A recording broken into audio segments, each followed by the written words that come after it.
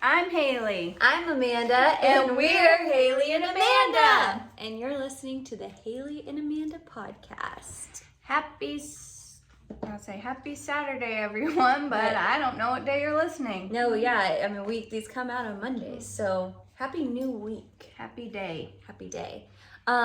This episode is about friendship. OMG. You know, I feel like our pledge really captures some really special moments of our friendship. Not all friendships have a pledge. No, and they shouldn't. Because it's weird that we have a pledge. And let's do our pledge. Okay. And please join in, please join the pledge. Are you ready? Here we go. Can you hold your horchata and do this? Here we go. Yes. I pledge allegiance to the flag of the United Mates in America, and rarely in public is where we stand, one friendship, under God, indivisible, live pretty, and just us for all. Amen. Hallelujah. That pledge doesn't say anything about our friendship. Yes, it does. We're indivisible. And it's just us for all. Okay. And maybe it says a little something. And we're live United Mates, and we're in America. And we live purty. Yeah, we do. Every day. Every day we're living purty. When you just said purdy, it made me think of the Dalmatian. Perdita? Mm-hmm. Yeah. So this episode this week is about friendship, which I think we're experts on, if we're being honest. Yeah, and we don't want to come across too cocky. I do. But I feel cocky about this topic. On a very serious note, actually, I would say that our friendship is one of the things I think is one of the only things I've really done right in my life. Don't start being sweet and making me cry in the first 5 minutes of this. Well, and I've done some other things right, I guess, but it's something that I'm so proud of, and it's so important, and it's something that will be a continuous line till the end of my life. Right. And we kind of talked about it a little on our Enneagram episode, how we met and how we feel about each other, blah, blah, how blah. we work so well together because of our Enneagrams. But yeah, we're going to go actually more in depth today about how to be a good friend and what that has looked like for us in our lives, not just between each other, but in other friendships. So we're going to dive into that. First, do you have any updates, anything new going on with you this week? I've been working on some new paintings. Yeah. And I really, really am liking them. They're giving me some new life. Yeah, and you got the Invisalign bite too. That's true. Oh, can I just say, this is a shout out to Megan Braun. She was telling us that she was listening to the podcast, and I said, oh, which episode did you listen to? And I'm thinking, she's going to say something like poetry or, Enneagram. Yeah, some sort of in-depth topic. And she said, I listened to the one where Amanda gets Invisalign. Forget what the topic was. That episode was about my teeth falling out from Invisalign. And it's really funny. And, speaking of friendship, I think, we're on here talking about things that are meaningful to us and important to us and that give us joy. But also, we're just being friends on this podcast. Yeah, we're friends on this. That started a podcast. Yeah. And so that's why we're going to talk about friendship. But how's your Invisalign? Oh. I was like, where are you going with this? What I was saying is that... It's not the company. Invisalign's actually a brand. The brand that we're both using is Byte. B-Y-T-E. Right. And we really do like it. I'm on week 11, and it's a... Her teeth are so straight, y'all, you can't imagine. You can't believe it. It's only 14 weeks, so I literally have 3 weeks left and I'm done. Can you believe that? No, time flies in quarantine. I mean, whenever I first got them, I was drinking so many pina coladas to freeze out my teeth from the pain. And So, that was a long time ago. Amanda experienced the pain of doing it the all day aligners. Yeah, you wear them all day, 22 hours a day. You take them out to eat. But there is an option to do night bite. And I told Haley, I said, if I could go back in time, I would pay the little extra money to do night bite. so you don't have to wear them all day and be worried about taking them out to eat. And so she did the night one. So it's my first week. I'm loving it. I feel them at night because I'm not used to sleeping with something in my mouth. Right. And I can feel like my teeth getting loose in my head. Yeah. Like They loosen up. Yeah. I know that they're moving already. I can already tell, and it's only been like We're going 5 to have days. such straight teeth. Growing up, y'all. Finally, in our early 30s, we're going to do it. It's great. I'm so proud of us. This week has just been, I was telling Haley, like, I just have felt so bored this week. It's been boring, yeah. It's been so boring. You know, I know we're all very limited right now in what we can and can't do because of quarantine and the virus. And I try to be really positive about it as much as I can and find things and find outlets that give me energy, like with you and even alone and with my husband. And I'm just hitting a wall. But sometimes it's just you realize you're bored. Yes, and literally when I was watching the Antiques Roadshow with my husband and we were going to sleep at 8:30, 3 nights in a row this week, I woke him up one night and said, "This isn't our. We are not 91 years old. Like, what is happening?" Well, you know what I mean? Also, it's like, this sounds bad, but it's like, what am I doing that I need to stay awake for? I know. That sounds depressing. I know. But one thing that really was a highlight from my week was I went for a fire pit with some friends. Yeah. And obviously you're my friend and I talk to you all the time. So it's nice to go to sit outside with people you hadn't seen in a Well, while. I think you were like doing something, I don't know, but it was just, I wasn't in my house by myself and just talking to some friends that I really like. Yeah. It's weird how like just simplistic. changing something small these days feels really exciting. Yeah. Like when we went to the patio in our car. That's right. We said last week, car patio. we finally went out to eat at a patio. That turned out to be my car. We sat inside our cars. We were too scared and The too heaters cold. on that patio were amazing. Especially with the windows up. So anyways, we're gonna jump right into the friendship We're topic. gonna jump right in. Yeah, we've gone in some circles, but we're gonna jump right in now. We're gonna do a big belly flop into it. Ow! Cannonball. Psh, I wish we had sound effects. We could. We could just do them ourselves. Yours sounded like an explosion? Yeah. I was trying to be the low end of your high end. end. Yin See? to the yang, yin to the yang. And that's how you be a good friend. Okay, so when we were talking about friendship, we first when we met, because we know the date that we met and our friendship started, and it was April 28th. And this April 20th, it's gonna be 17 or 18 years. I'm not sure. I think it's 18. We met in 2004. So 2021 would be 17. Okay. Yeah, so 17 years of friendship. And we always celebrate, we do like a friend-iversary. It's very fun.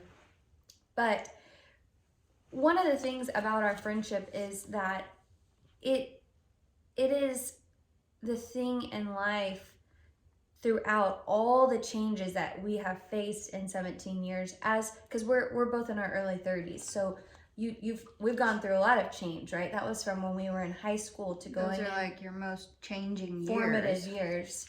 And we went through all these changes and somehow changed together, Mm-hmm. you know? And so you're like one of the most consistent things in my life. Right. You know, you're always there. We just go through everything together, you know?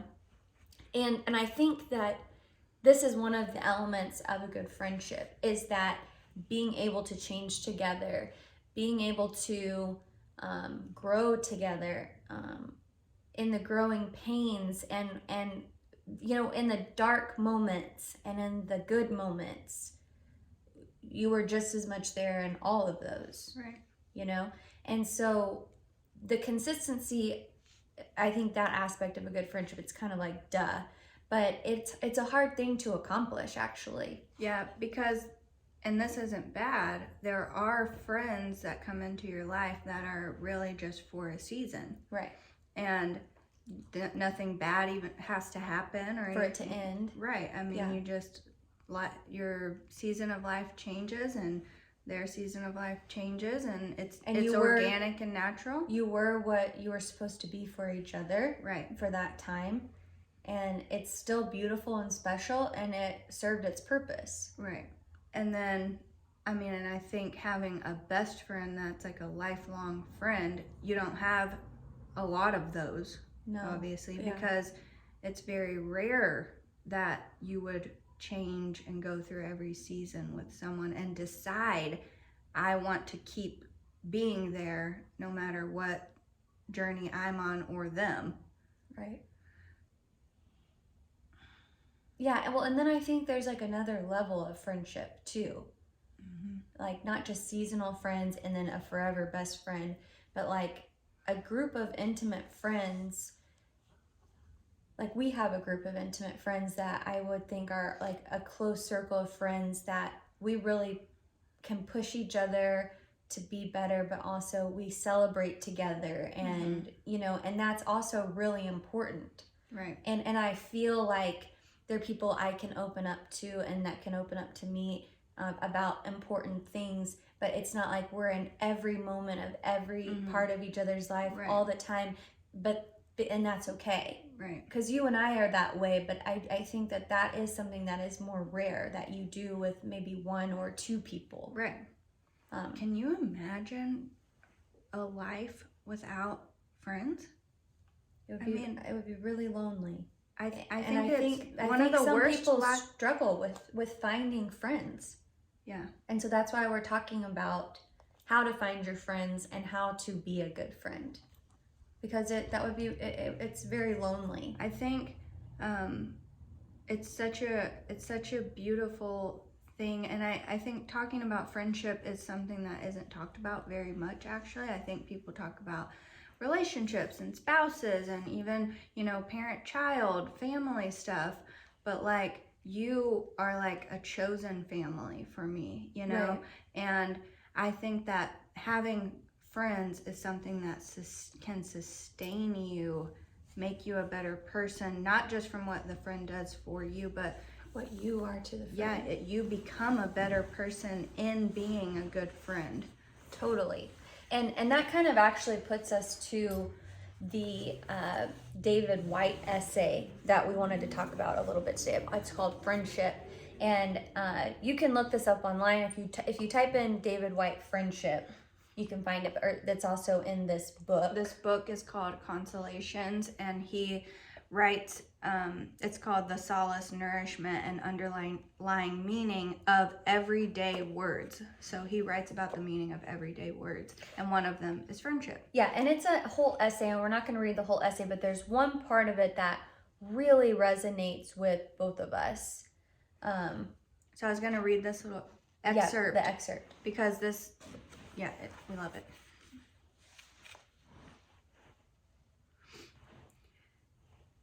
All right. In the course of the years, a close friendship will always reveal the shadow in the other as much as in ourselves.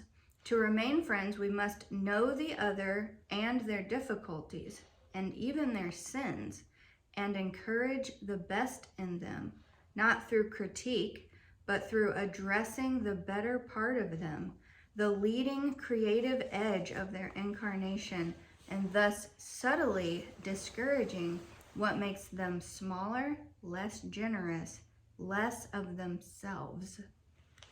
Yeah. Okay. So why we love this is because I personally believe like our friendship, Haley and I's friendship, has been so successful in the sense of its longevity, but also what it brings to both of us is because we are not afraid to call out the best in each other.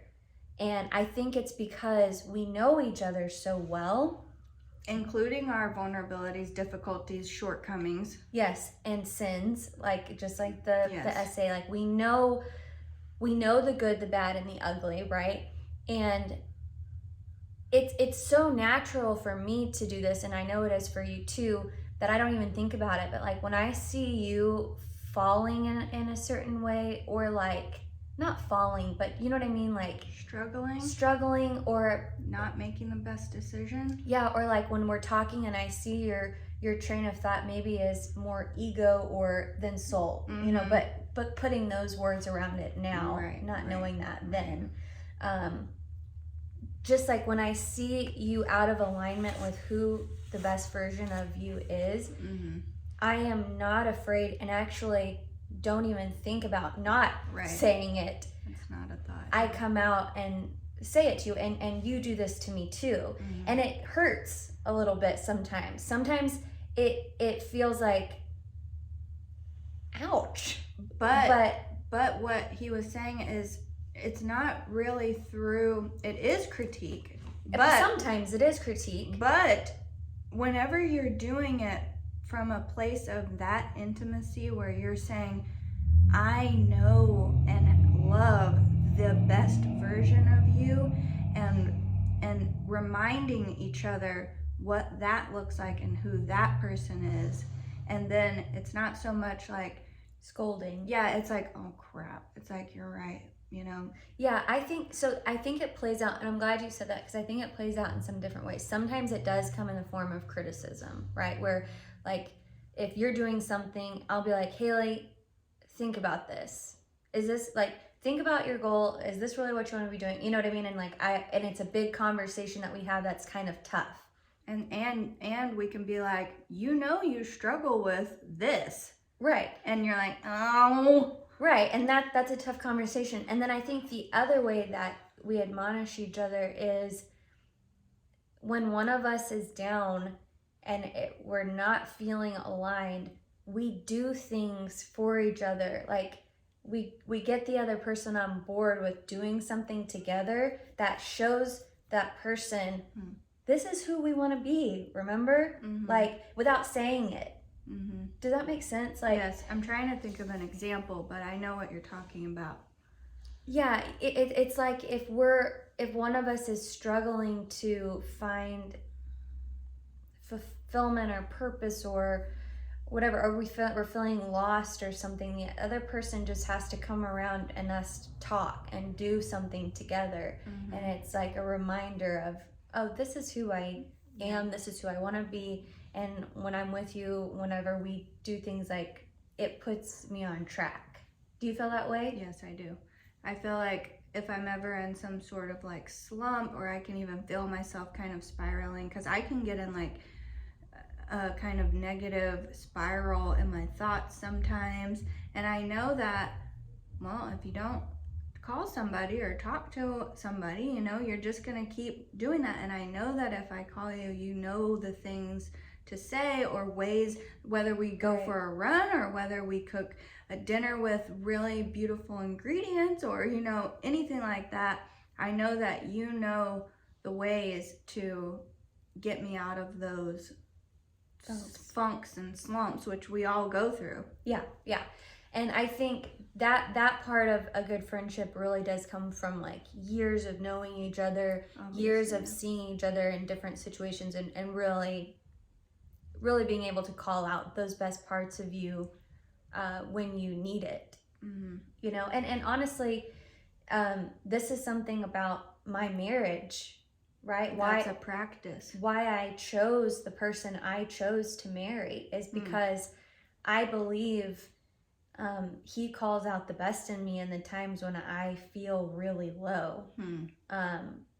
Which is, you know, that's like I mean, I'm very emotional about that because I think when you let someone know you that well, and I'm talking about you and my husband, y'all are, you know, you let someone know you that well, they can tell when you're going through something, right, and it's not your best, but they see you at your best when you're not at your best.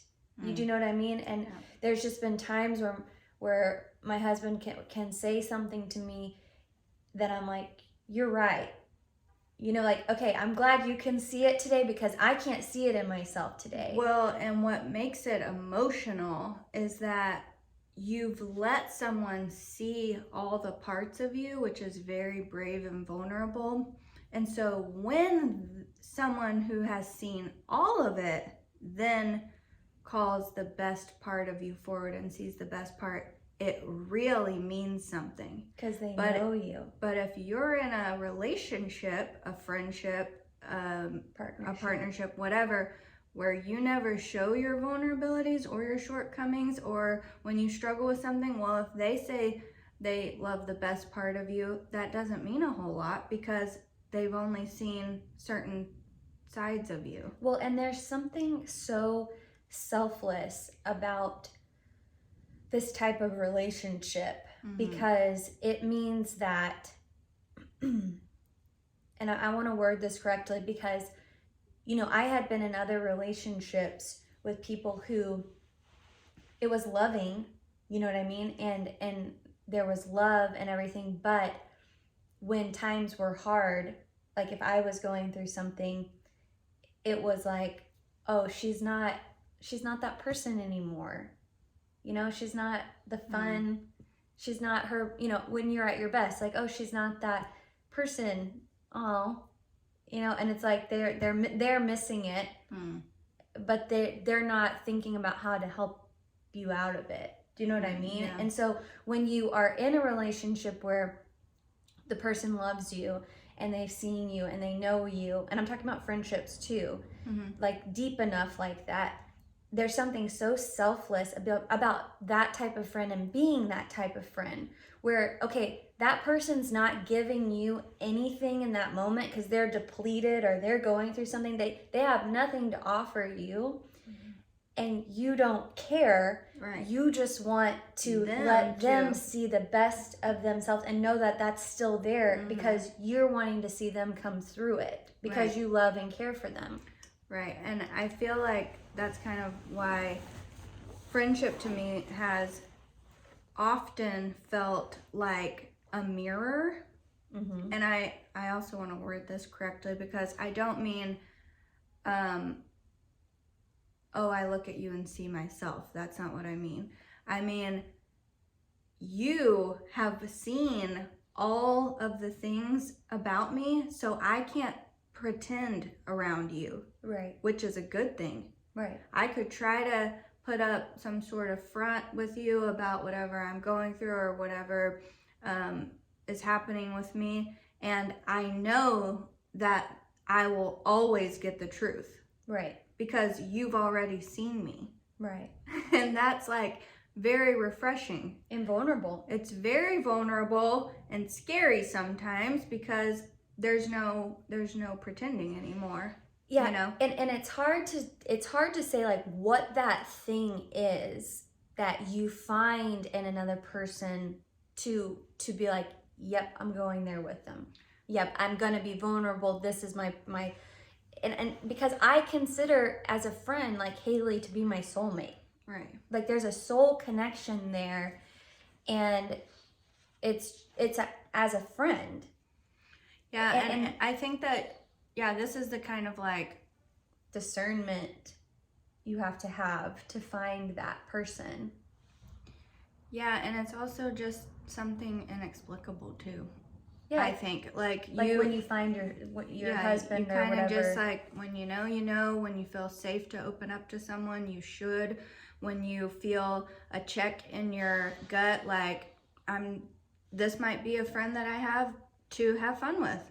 You Right. know, this might just be a friend I have to have happy hour. Like, and that's okay.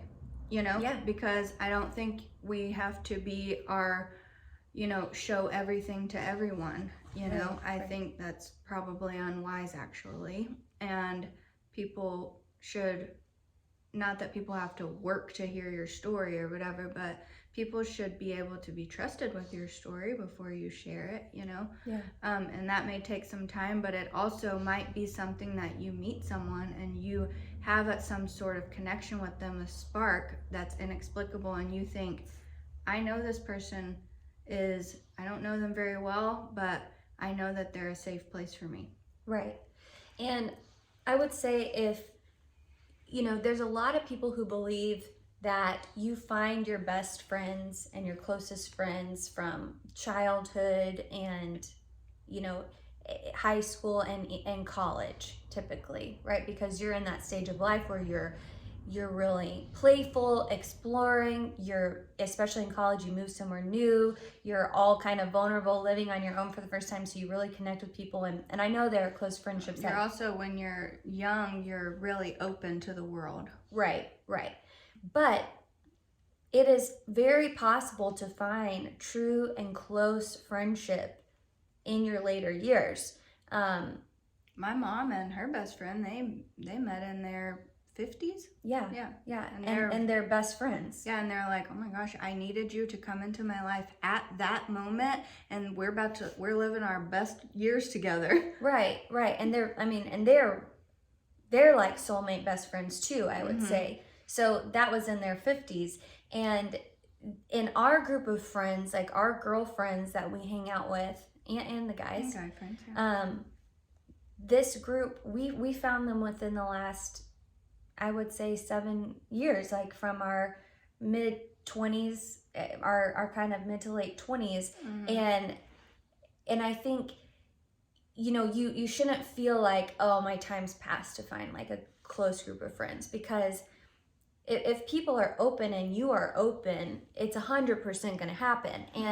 And how we found our group of friends, and how I think the best way to find your people, is whenever you are doing the things you care about and you are passionate about something and you really pursue that in your life, you're gonna find a group of people who also kind of care about that, or they're mingling around the fringes of that, and you find each other and you're drawn to each other. Some sort of connection point. Right. And for us, I just remember whenever we moved to our town after college and you had moved back from Spain, we found the place that we wanted to live because it was kind of an artsy, cool area. And that first year, it was just you and me, kind of, you know, just us. And we were working hard to pay the bills and living on our own for the first time.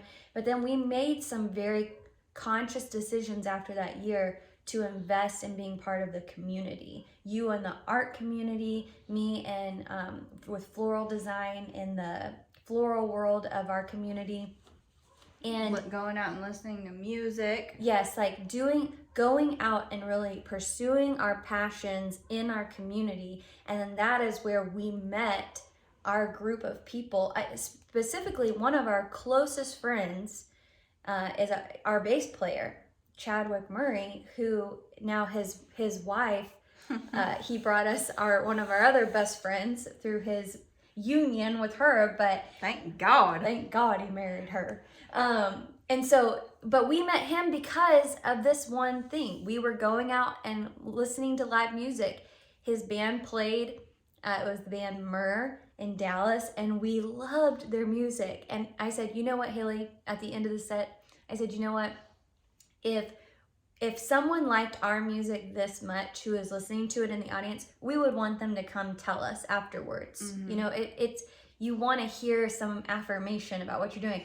And so we went up to Chadwick because he was kind of putting his stuff away. He was the bass player. And we just wanted to tell him how great we thought the music was. And he said, are y'all Haley and Amanda? And we were about floored, because I think 5 years earlier, we had played a open mic or in something. Deep Ellum, and he was working the door, and he thought we were so funny because we were ridiculous on stage. We were like doing these dumb jokes. And so we were like, yes. And he goes, I saw y'all at LaGrange and blah, blah, blah. And he goes, y'all are so funny. And he said, if y'all ever wanted to start a band, because we were just an acoustic duo, he said, let me know. I want to be the bass player. And we were just kind of like, what? We're like, we do want to start a band, and we want you to be the bass player. And so he started coming over every week. We would cook him dinner one night a week, and we would write music together and practice. And it built this amazing friendship around something we love. Yeah. But, you know, and there's like a moment there, you know, at the end of that set where we could have been like, that was good music, let's get out of here. Yeah. And then like no friend would have been made. Right. So I think connection. Yeah, also as we move into the world, we have to be open, not for some, I'm going out to meet a friend tonight. No, but when just things be, move you. Yeah, just be open enough to compliment someone. Or, you know, if you're out at a bar by yourself, or not a bar, wherever, and you see someone that does something interesting to you, it's okay to talk to them. Like, it's okay to make a mention. Like, it's almost like you're creating little moments for connection with others, and maybe they grow into something and maybe they don't, but like, who cares? Yeah, and I think a lot of people feel like, because I have felt this way before, like, oh, that person probably doesn't want me to talk to him right now. Or like, especially like with a band, like, I bet they've got a bunch of people coming up to them after the show, like, we should go. You know what I mean? And the truth is that no, everybody wants connection, and everybody wants a friend. Yeah. And so it's, you know, it's these moments, it's these small moments where if you feel a little twinge, like, just be open to that, like what you were saying. Just let yourself go there and meet the person and see what happens. And, you know, there's no way we could have known that Chadwick was going to turn out to be one of our closest friends. There's just no way. Yeah. And, you know, here we are years later, we threw them their engagement party, we were at their wedding, we're living life with them, and I can't imagine us not knowing them. Yeah. And I also, on another, like, because we were kind of talking about like friends in levels, and level's probably not the right word, like this friend's more important or whatever, but you know, you have acquaintances. I would consider people that are my acquaintances friends, and then, you know, are like more inner circle, and then like your best friend, I don't know. But, you know, maybe you're in a time right now, especially during quarantine, where maybe your acquaintances, you wish they were better, closer friends, and you're feeling that in your mind, like, oh no, the band wouldn't want me to talk to them. You know, like, oh, they wouldn't want me to reach out and make a deeper connection with them because we're like acquaintances and we can't go deep. Like, no, just try it. You know, do like an outdoor fire pit and see what happens. Yeah, go. Everyone's dying for connection right now. I know. So I think it's not just being open for that initial spark, but then being open to go a little bit deeper if it feels right. Yeah, and that's the thing, is I think that it really has to feel right, because there have definitely been people, I'm not going to say for sure that every person I have encountered and reached out to that I thought would be a friend worked out, because that's not the case. Heck no. And you don't want to, the thing that you don't want is you don't want to be pursuing someone and them not be pursuing you back in an equal, like a one-way street. Yeah, you don't want a one-way friendship, because either way, yes, right, like them pursuing you or you pursuing them as a friend. But I do think it's important to put yourself out there and try it, and then you realize this person really isn't like giving much to me or adding much to my life, and I'm not really adding much to theirs. It seems like I'm a burden to them, and they are thinking that I'm not that special, and you know what I mean? Like, then move on. Yeah, you will find your people. You can test the waters in both directions. You can test the waters to see if this is right to go a little deeper, and you can test the waters by pulling back a little. And if there's no response, no outreach, like, hey, where'd you go? Or like, hey, I'm kind of missing you, or whatever, like, then, move on. yeah. And I think that's okay. And everyone's kind of going through different stuff, and that could have been a friend, again, like Haley said, for a season, and that's perfectly fine.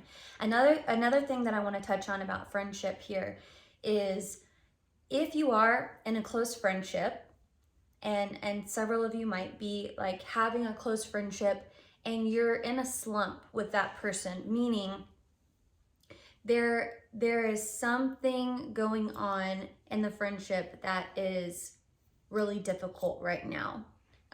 It could be a big transition. It could be, I don't know. It could be anything.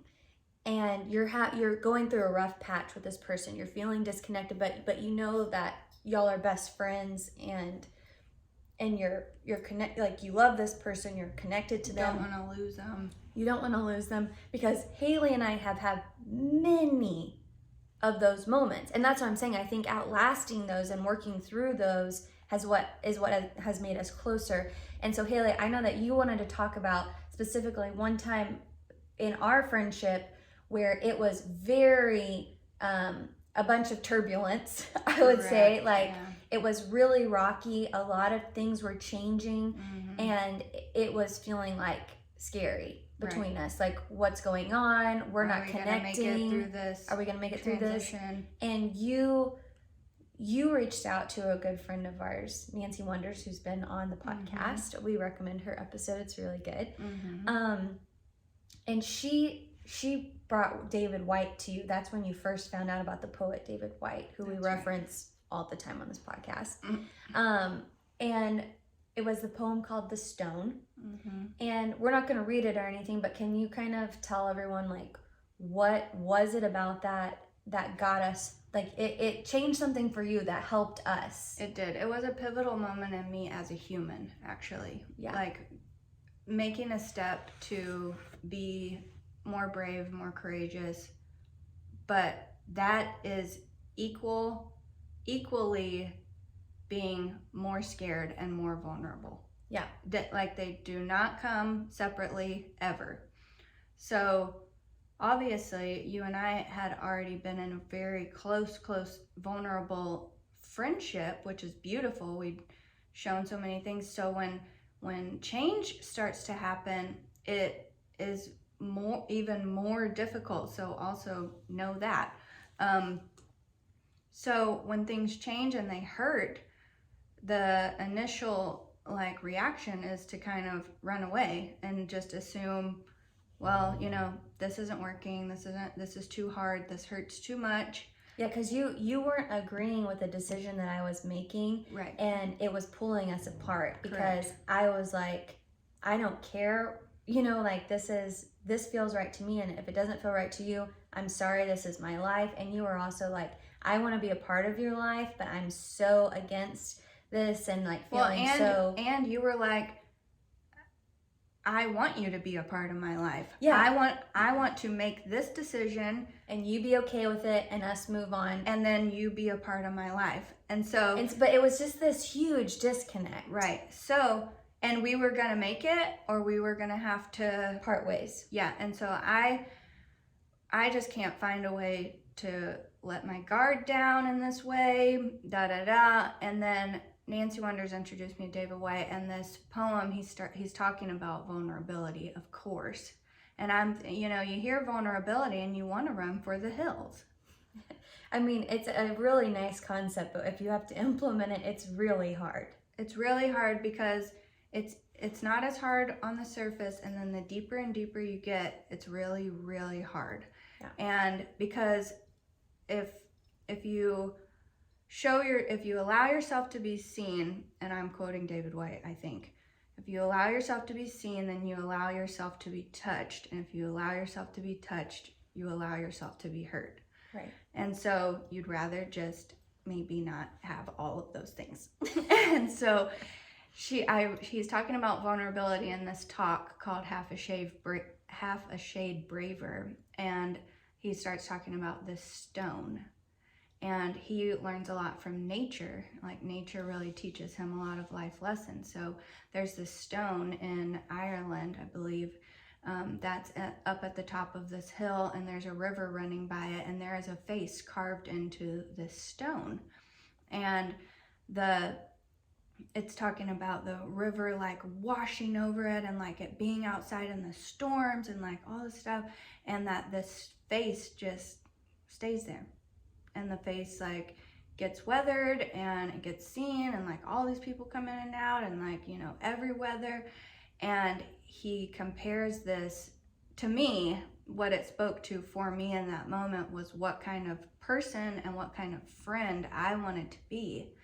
If I wanted to be a person that just rolled away when things got hard, or if I wanted to be at the end of my life that same stone with the same face, but that had just been weathered by things that came, and also good things. The sun shone on that stone, you know. Yeah. And I decided that as hard as it was, if there was anything in my life worth staying, it was for you. And that was what I chose to do. And I put my big girl pants on. I took a step into maturity that I had not taken previously. And I said, this is really hard for me. Maybe I agree with this, maybe I agree with that. It doesn't matter. You know how I feel, and I'm not going anywhere. Yeah. And I think that kind of flipped a switch for me, that it kind of wasn't, it's not even like a thought or an option anymore. You know, like there's seasons change, you know, but I'm not going anywhere. Right. And like, how lucky am I to have this friend? Oh, well, I'm serious, think because you believe the same thing about me, hopefully. Yeah, you know, I do. Yeah, but that kind of mentality, I think, hopefully that speaks to you. If you're listening to this and you're in a rough place with your friend, it's you can choose to be the weathered stone. You can choose to stay alongside this person's journey, whether you agree or disagree with their decisions, and love them, and again, call out the best in them and be a part of the journey. And because at the end of the day, it's not, they're a separate person from you. They get to make their own decisions. And it's just about you laying down this thing and saying, I'm going to stick around. Yeah, and that actually, I'm sorry, that makes me want to read the last thing that we were going to read. From the essay of David White. But finish your thought, because... Well, I was just going to say that Haley came to me in that turmoil, and she said this to me, and she said that she read this poem and she wants to be the stone and she's going to stick around. And for me, it just made me feel like total relief, like thank God, because I felt really good about my decision and I wanted her to be a part of my life, and so it was so much relief, but it also just made me realize how much she cared for me and how much she loved me.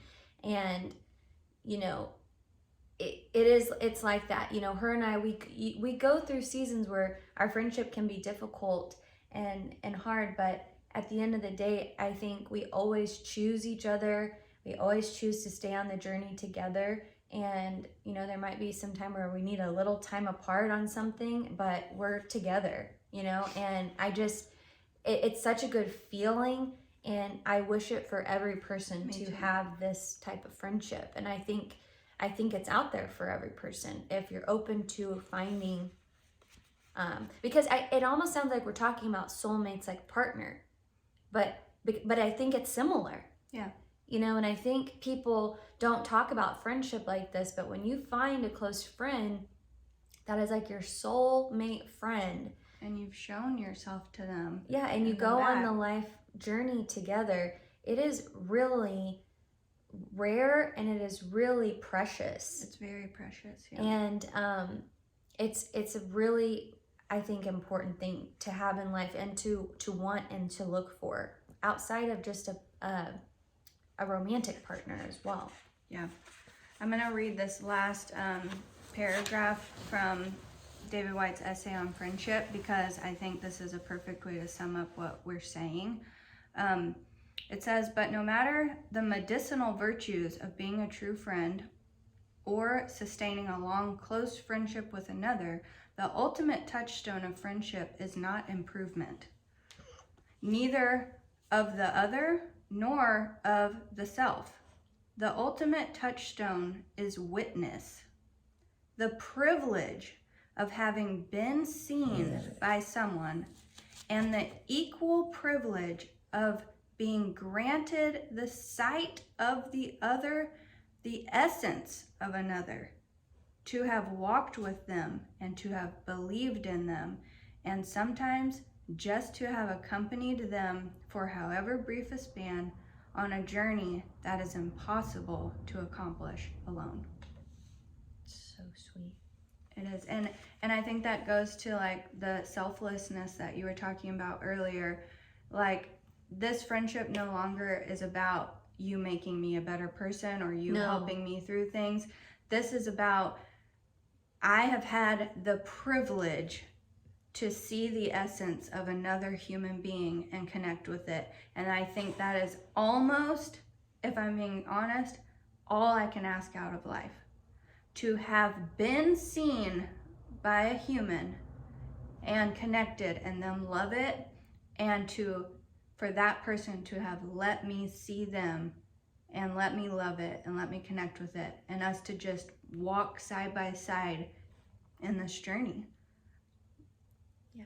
It's really sweet and beautiful and true. And I want to end this episode just saying, like, be a good friend. Yeah. It makes life better and the world better. It really does. Like, the people in your life that you love and are close to, open up. Allow yourself to be more vulnerable.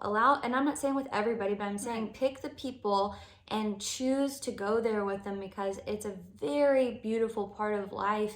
And like what you're saying, it's just, it's more than making someone better or you becoming better. It's just getting to experience this journey of life with another person and seeing their essence and sharing your essence and sharing the beauty of life together. And I know that might sound cheesy, but like, it is really, like we were saying, the greatest accomplishment in our lives. And I think lucky people find that with a romantic partner, and then like, I feel doubly lucky that I have that with you. You greedy. Just kidding. So anyways, we hope that you guys loved this episode. We hope it calls you to be a great, good friend to others. Call the best out in each other. Yes, and live purty. I just never know when you're going to sneak that in. Just go out there and live purty, y'all. Okay, bye.